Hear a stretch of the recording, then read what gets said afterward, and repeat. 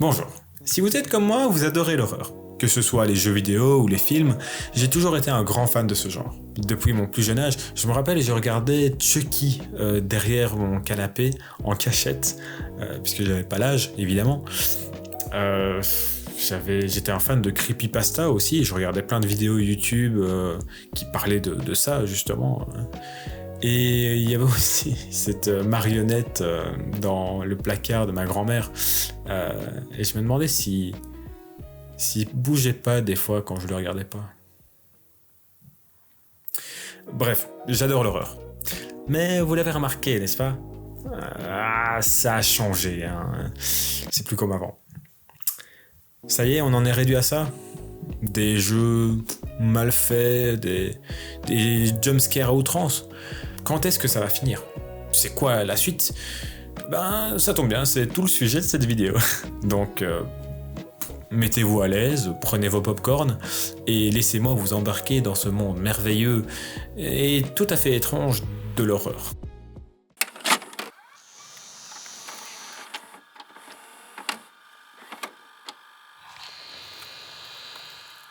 Tout d'abord, d'où vient l'horreur ?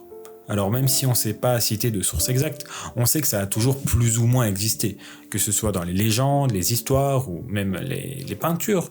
Anciennement, on pouvait utiliser l'horreur comme outil d'apprentissage chez les jeunes. Les contes, par exemple. On peut retrouver les plus connus déjà en 1697 avec les contes de ma mère Loi. Comme par exemple avec le Chaperon Rouge. Mais l'histoire n'est peut-être pas celle dont vous vous souvenez, hein. C'était assez connu, mais beaucoup d'adaptations ont été faites pour arriver aux heureuses histoires d'aujourd'hui.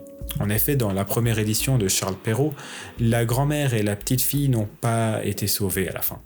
C'est le loup qui avait gagné, en les dévorant une après l'autre. Ce genre de conte était donc utilisé pour enseigner avec la peur. Si tu ne fais pas attention, le grand méchant loup viendra te manger. On apportait donc des leçons aux plus jeunes. Mais qu'en est-il des adultes ?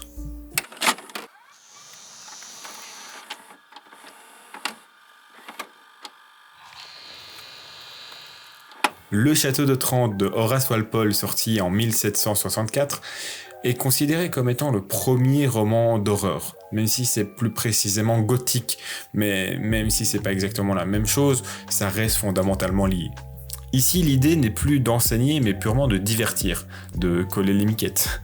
Nous pouvons donc décerner plusieurs buts dans l'horreur, mais ce qui va nous intéresser le plus ici, c'est l'aspect divertissement, qui, toujours de nos jours, va ressortir le plus, va être le plus important.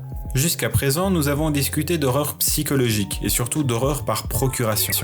C'est inévitable, dans les livres, on se met à la place de la personne, on s'imagine l'histoire comme si on y était vraiment.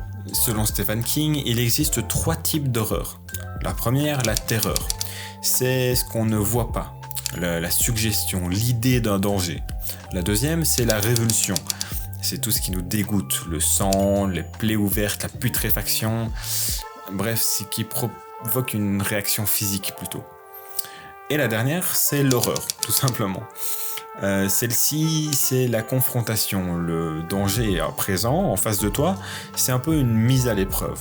Je trouve ça très juste, mais je vais quand même me permettre d'ajouter des modifications, des sous-catégories plutôt, en fonction de mes besoins, qui sont apparus avec le temps et la technologie. En parlant de technologie, je vais vous emmener en 1895, où une invention révolutionnaire va changer l'horreur et le monde en général. Je vous parle bien du cinéma. Nous sommes en 1895. Les frères Lumière font la première projection de film au monde, à Paris, dont un des films est nommé « L'arrivée d'un train à la gare de La Ciotat », où l'on voit un train arriver en gare de La Ciotat. Ce jour-là, le monde a vu pour la première fois des images en mouvement. Faut bien se dire qu'à cette époque, voir un train fonçant dans sa salle, ça a pu en effrayer plus d'un. Mais je peux évidemment pas appeler ça le premier film d'horreur. Celui-ci étant Le Manoir du Diable de Georges Méliès, sorti en 1896. Ah, il a pas perdu son temps, le coco. Hein. Dans celui-ci, on retrouve Méphistophélès, ou un truc comme ça, invoquant des créatures dans son château pour effrayer 2 explorateurs. Maintenant, il n'y a pas beaucoup d'éléments d'horreur qu'on retrouve dans les films d'horreur actuels, comme par exemple les jumpscares ou les screamers. Je fais bien la séparation des deux, car même s'ils sont souvent mêlés, leur fonctionnement est différent. Tout d'abord, le jumpscare est un effet visuel où on fait surgir de nulle part un élément pour surprendre le spectateur. Alors que le screamer est un effet sonore où l'on met un son aigu ou un cri à la suite de sons plus légers pour de nouveau surprendre le spectateur. On peut retrouver un des premiers jumpscares en 1925 avec le fantôme de l'opéra quand on découvre pour la première fois le visage du monstre. Je fais du piano. Qu'est-ce qu'il y a derrière ce masque? J'espère que personne ne va me ça serait pas vraiment... Tiens, regarde mon doigt. Le screamer, quant à lui, a été utilisé très intelligemment pour la première fois en 1942 dans La Féline. Ici, Jack Turner montre une femme marchant dans la rue, des bruits de pas derrière elle, les bruits de pas s'accélèrent, elle avance de plus en plus rapidement, et soudainement le calme.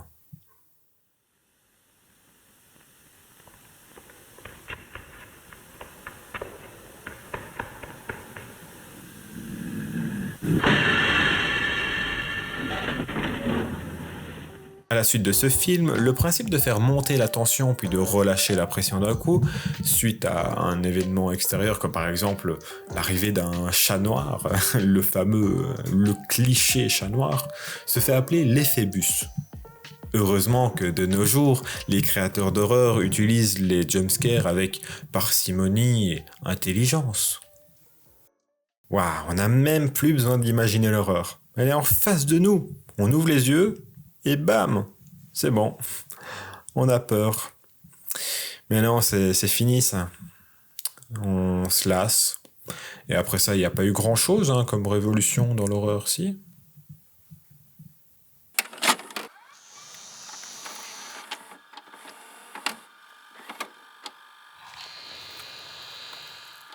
En effet, déjà en 1973, avec Hunt the Wampus, on retrouve un aspect qui change tout.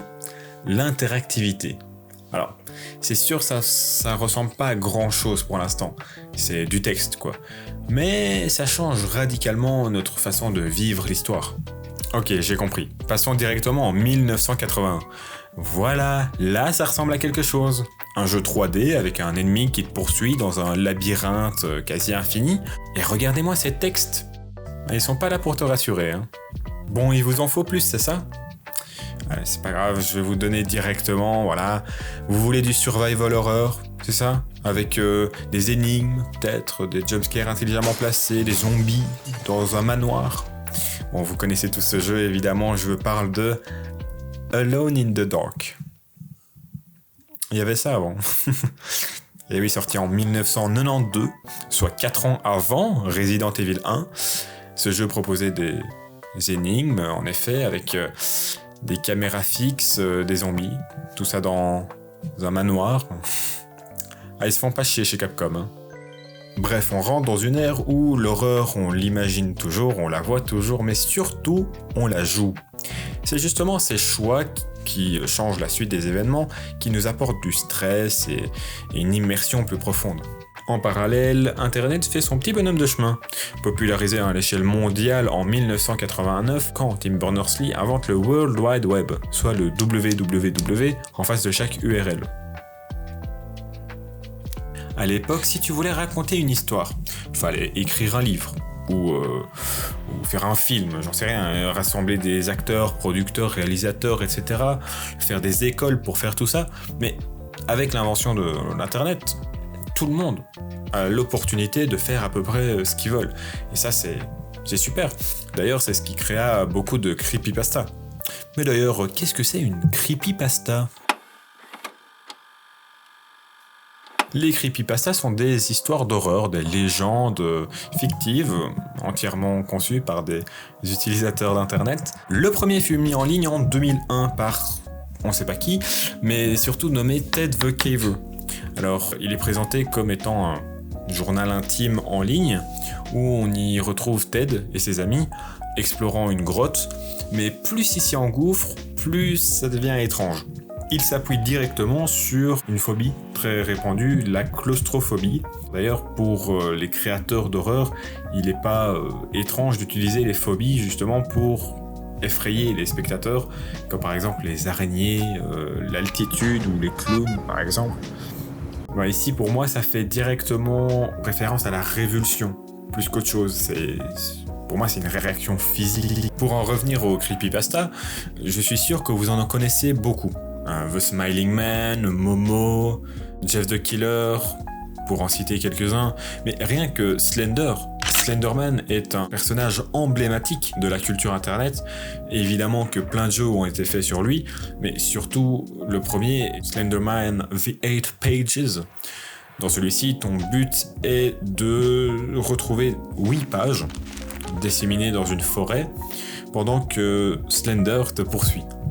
Ce jeu a été joué par des millions de personnes et surtout rendu populaire grâce à des vidéos YouTube. D'ailleurs, c'est pas étrange que des jeux soient devenus encore plus célèbres grâce à cette plateforme. J'en parlerai un petit peu plus tard. Mais sinon, on parle de SCP. SCP, c'est génial. C'est une agglomération de énormément de créatures, tout droit sorties de l'esprit, l'imaginaire des gens, disons. Et tout ça archivé dans les archives SCP. Je sais pas trop comment on dit, mais en tout cas, c'est super bien fait et une fanbase énorme.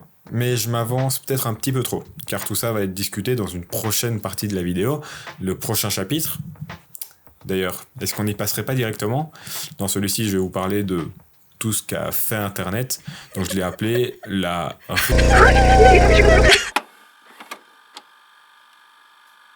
Alors si vous me permettez, je vais revenir sur les screamers et les jumpscares pour vous parler d'une époque où c'était le max de la frayeur. Je vous parle bien entendu de The Maze. Comment ça le max de la frayeur ? Mais c'est pas du tout le max de la frayeur. Sorti en 2004, si vous ne connaissiez pas le jeu, c'est très simple. Vous deviez parcourir un labyrinthe avec votre souris. Vous ne pouviez pas toucher les bords, sinon vous devriez recommencer depuis le début. Le jeu a 3 niveaux de difficulté, de plus en plus compliqués, mais surtout la 3e. Elle te forçait à te rapprocher, te concentrer, pour ensuite te montrer cette image, tirée du très célèbre The Exorcist. Ce jeu t'incitait à le faire jouer à tes amis, à tes proches, et à filmer leurs réactions. C'était un peu la période prank. Un très célèbre de nouveau, mais cette fois-ci plus une vidéo qu'autre chose, Ghost Car, en 2005. On te montrait une voiture, et soudainement, un zombie apparaissait. Ce genre de contenu ne te met pas en alerte. C'est juste tu t'y attendais pas, quoi. Ça fait un peu cheap quand c'est fait comme ça, puisque certes t'as eu peur, mais c'est plutôt t'as été surpris plus qu'autre chose. Non, mais par contre, quand un jeu réussit à parfaire son ambiance et à te plonger dans l'univers, à te mettre constamment en alerte, alors ça donne FNAF. Ah là là, il y a tellement de choses à dire sur FNAF, mais c'est pas le sujet de cette vidéo. Par contre, si ça vous intéresse, je vous invite clairement à aller voir la vidéo de Feldup, son dernier findings lors de la création de cette vidéo. Il explique en détail la franchise FNAF et son créateur, plutôt que le lore, même si c'est déjà très bien. Non, moi j'ai qu'une seule chose à vous dire, c'était mieux avant. Non mais c'est vrai quoi, FNAF 1 est un jeu génial. Un jeu qui gère parfaitement son environnement, ses effets sonores. FNAF, c'est pas seulement des jumpscares, même si c'est malheureusement ce qui en ressort le plus aujourd'hui. Durant chaque heure, tu te sens si impuissant, tu remets en question tout ce que tu vois, tout ce que tu entends. L'ambiance est lourde, entrecoupée de sons, des bruits de pas, des animatroniques qui arrivent petit à petit dans ta salle de surveillance. Quand je parlais d'interactivité, c'est de ça dont je parlais. Ton but n'est pas de te faire tuer. Pour ça, il faut prendre des risques, essayer de gérer ta batterie qui descend petit à petit. Si tu perds, c'est ta faute. Le jumpscare aurait pu être évité, la défaite te punit. C'est ça l'élément clé, et justement qui te met encore plus en angoisse. Avec FNAF 1, nous sommes en 2012. J'avais donc 6 ans. Autant dire que je n'ai pas vécu cette époque. Vous savez ce que j'ai eu moi à la place ? Oh, n'appelle pas Tom à 3h du matin. Oh, clown tueur à minuit. Non, super, j'ai vraiment pas eu de bol. Mais là où j'ai de la chance, c'est l'apparition des Backrooms en 2019, avec surtout Kane Pixel qui sort le premier found footage dans les Backrooms, qui fait propulser cette creepypasta en popularité. J'ai déjà pas mal parlé de l'angoisse des espaces liminaux et de leurs origines, donc je ne vais pas m'étaler sur le sujet aujourd'hui. Mais voilà un autre genre d'horreur, l'inconnu. Je pense que c'est une des peurs les plus universelles, de pas savoir ce qui nous attend. Notre seule limite, c'est notre imagination, donc ça peut aller très loin. Tout ça pour dire que, toujours à cette époque, on n'arrête pas d'innover, de créer, et ça aussi bien pour le meilleur que pour le pire. En parlant du pire...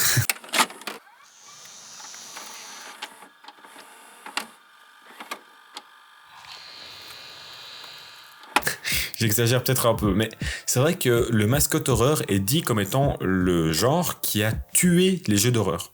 Rien que ça. Tout d'abord, qu'est-ce que c'est concrètement ? Alors, le mascotte horreur est un genre de jeu d'horreur mettant en scène un monstre principal qui a l'air souvent inoffensif à première vue, mais qui ensuite devient méchant. Le tout avec une mécanique de gameplay simple. On peut aussi retrouver des notes un peu dispersées tout le long du jeu, qui t'expliquent un peu le lore du jeu, son histoire.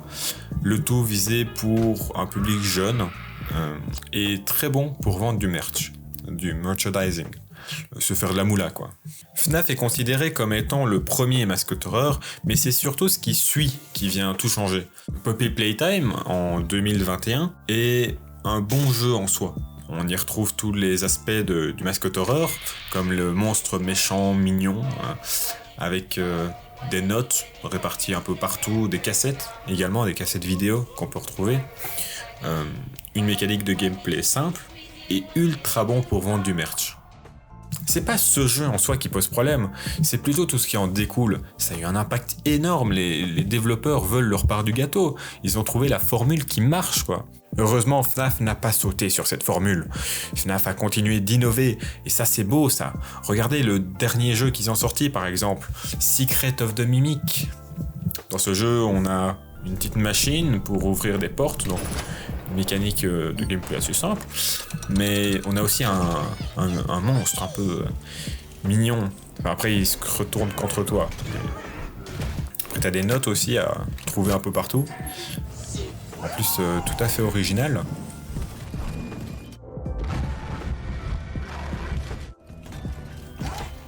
Ah ouais, même Indigo Park, quoi.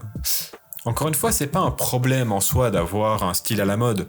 Les styles de jeux PS1 par exemple qui sortent actuellement, j'aime beaucoup. Mais le fonctionnement de ce style de jeu est un peu nocif en fait pour les créateurs. Le fait que si c'est pas comme Poppy Playtime, ça va pas être bien. Il faut que ce soit comme ça. Du coup, les jeux indés se ressemblent un peu tous. Et surtout, les créateurs ont peur de ne pas faire bien et que ce soit moyen et qu'ils aient un déluge de haine. Vous croyez que j'exagère ? Laissez-moi vous présenter Garden of Banban. Garden of Banban est un jeu sorti en 2023 par un simple duo de développeurs indés nommé Euphoric Brothers, soit Geppo et Faris.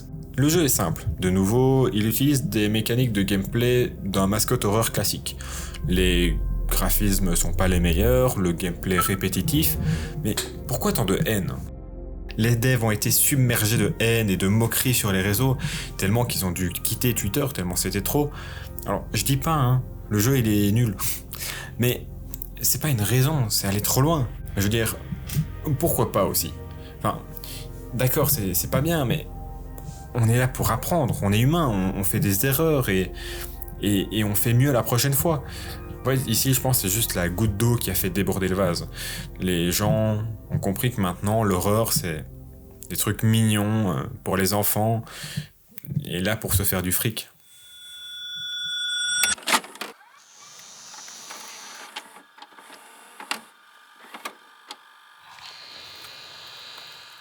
Au final, l'horreur ne cesse d'évoluer, et je suis sûr que les fans de ce genre ne le laisseront pas disparaître. C'est vrai que en ce moment, on s'est trop habitué aussi. Rien que quand on regarde des films où ils produisent l'effet bus, les jumpscares font quasi plus aucun effet, hein. On trouve ça trop prévisible. Et quand on voit les gens aller vers un danger évident, ça décrédibilise encore plus le tout. Mais tout ne s'arrête pas là. Évidemment, on a l'habitude de critiquer, de voir le mauvais dans tout. Mais faut passer outre, continuer. Évidemment, ce genre est celui qui a fait le plus entendre parler de lui. Mais allez voir ailleurs. Évidemment que Scream 12, par exemple, dans les films, va être mauvais. Mais allez sur des terrains inconnus. Surtout avec ce qui arrive en ce moment. Il y a plein de trucs qui sortent des codes là et qui fonctionnent quand même. Et ça, c'est assez dingue. Pour moi, tout ça, c'est l'avenir. Regardez Iron Lung, par exemple, de Markiplier. Et tout ça, c'est fou ce qui s'est passé. C'est un YouTuber avant tout. Et il a fait un film qui a cartonné au box-office. Ou Les Backrooms, qui va sortir en 2026, créé par Kane Pixel, le fameux. Je suis sûr que ça va fonctionner. Le monde du cinéma, des jeux vidéo, des médias en général n'est pas prêt. Les créateurs, ils arrivent. Certains sont déjà là, et il faut aussi le public. Ça, c'est vous, ça, les consommateurs en question. Je crois au nouveau, à la diversité, à la créativité. Pour moi, c'est ça l'humain. Il crée et c'est beau. Alors foncez, allez-y, créez des trucs n'importe quoi, mais faites-le, même si c'est pas parfait. Ou ne serait-ce que prenez le temps de vous intéresser aux artistes de niche. Je vous promets que c'est génial.